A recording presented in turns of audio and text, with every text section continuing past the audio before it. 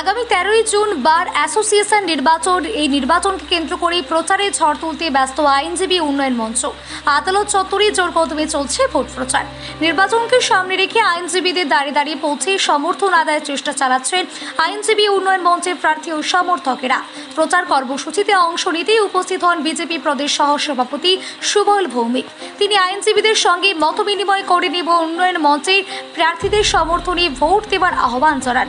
আগামী 13ই জুনের নির্বাচনকে ঘিরে আদালত চত্বরে সরগরম রাজনৈতিক পরিবেশ।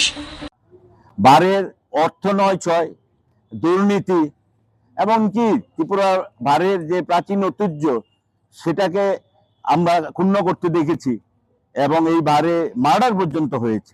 বারের পরিবেশ নিয়ে সবাই উদ্বিগ্ন, দল মত নির্বিশেষে সমস্ত অংশের আইনজীবীরা উদ্বিগ্ন। তাই আমরা এই আইনজীবী উন্নয়ন মঞ্চের পক্ষে আমাদের প্রার্থী দাঁড়িয়েছে, 15 জন প্রার্থী দাঁড়িয়েছে।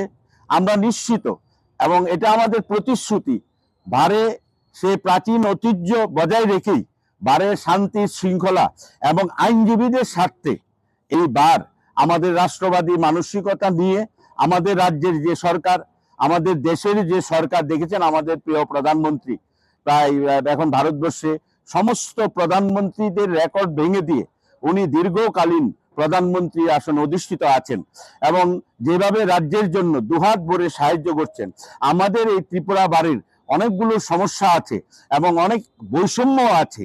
যারা 1 থেকে 5 বছর তাদের ওয়েলফেয়ারের অর্থ দেওয়ার ক্ষেত্রে যে বৈষম্য সৃষ্টি করেছে, এই বৈষম্যগুলি আমরা দূর করব।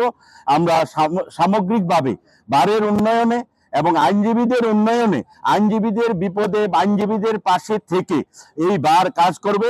আমরা নিশ্চিত আগামী পরশুদিন মানে 13ই জুন আমাদের এই ত্রিপুরা বারের এই নির্বাচনে আইনজীবী উন্নয়ন মঞ্চ থেকে যারা প্রার্থী হয়েছেন তাদেরকে বিপুল ভোটে আইনজীবীরা জয়ী করবে এবং বারের পুরনো ঐতিহ্য সংস্কৃতি আমরা ফিরিয়ে দেবো এবং বারের দুর্নীতি আমরা রুখবো এবং আইনজীবীদের ওয়েলফেয়ারে আমরা কাজ করব।